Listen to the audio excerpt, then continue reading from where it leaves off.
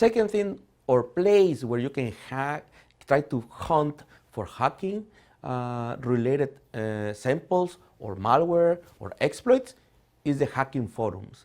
But something here interesting is that normally you can see hacking forums all around, right? If you go to Google and you put hacking forum, you will find many of them. But those are not the ones we're talking about. Those ones are just people, discussing about techniques and probably sharing some knowledge, but we are going after real criminals, which is not those hacking forums that we know, okay? The ones that I'm talking about are found in deep web or different hidden services, which we're going to talk about deep web in a second, and those are the places where you might find really interesting things. But there are some things that you need to consider. Dark code. Dark code was a hacking forum, very famous, where people used to exchange information. They used to also provide source code, selling, marketing, everything. Organized crime, definitely, but it was just invitation only, okay? So that means you cannot just go and say, oh, I want to get an account into this forum and start seeing what's going on. It's not that easy. You need to be invited, but if you want to be invited, you need to prove you have some criminal activity or you have something to share. Guys, I have this piece of rat or any other Trojan that I have the source code.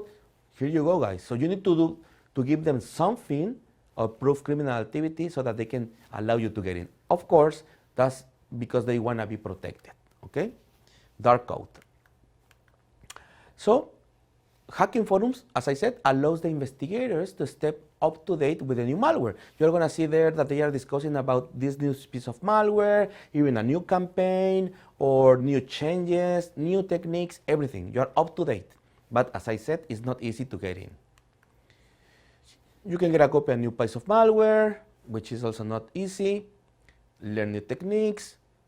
Direct contact with real exploit malware or malware authors.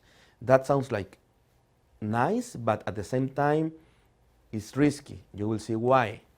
Direct contact with criminals. You're going to be talking with criminals, but it's not that wonderful, okay? So what are the challenges if you want to start digging into hacking forums, okay?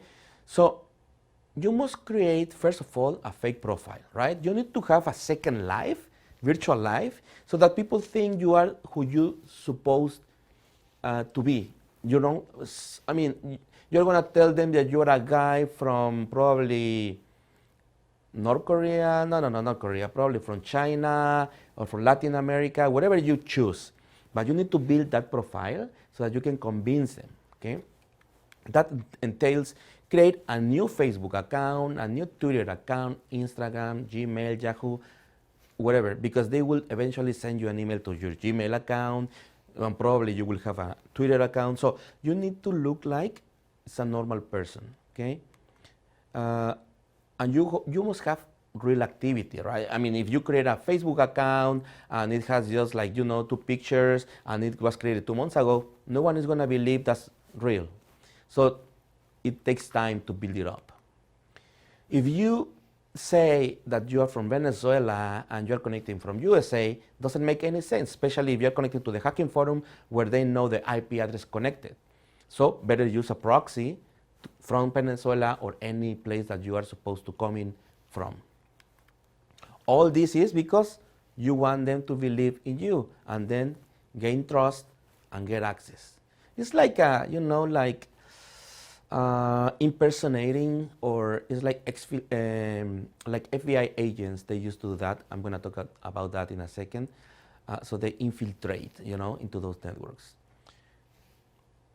Do you understand that? It's like, how are you? Like, the idea of this point is that if you are connecting to an American forum, let's say that you speak English and you don't have an idea of English, and you say that you are American, no one is going to believe you.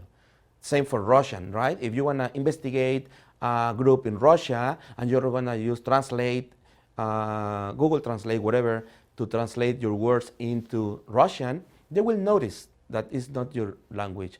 And is something that they will discard you, right? Easily. So if you don't know the language, better use someone else in the team that can help with that, or choose another forum. As I said, it takes time to build a profile. You need to build a profile, but it's not that easy. And this is what I wanted to get to. High-profile forums like Darkcode, they are always FBI agents infiltrated.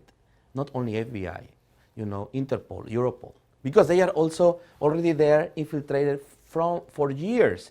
They have profiles built since many years ago into those things. They actually perform malicious actions sometimes in order to gain trust, but it's them, we cannot do that. As I said, Darkcode is invitation only. So if you want to get in, you need to prove you have some criminal-related history. They don't want to just invite people that they don't know who they are. They want to be criminal all around to protect each other.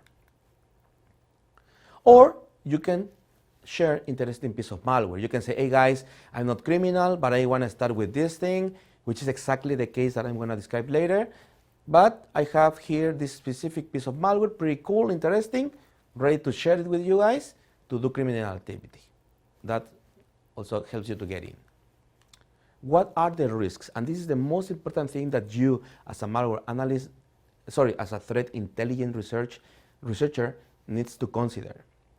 You might be talking to an infiltrated FBI agent, which means you might be just, getting to the hacking forum and playing like you are a bad guy, and then you're going to be talking with a bad guy, and you're going to tell him probably, hey, let's sell exploits, and I can buy you something. And then he can ask you, okay, so what you have for me? And you can try to say, oh yeah, I have multiple exploits ready to sell, but probably that guy on the other side is an FBI agent. And just because of those words, you can be in jail next month, okay? So be careful for what you say and what you commit into those specific places. Never participate on a hacking effort. Like if they are organizing a distributed denial of service attack, you cannot actively help them. Or you cannot say, okay, I can help you to sell this or to buy from you. It's dealing with the criminals. As I said, and it's very common to know that FBI can tell you, okay, here is the exploit, but it's not malicious guys. It's just the FBI, and you're going to get on jail. Or not to facilitate, right? Not only to sell, but also to facilitate selling or buying malware.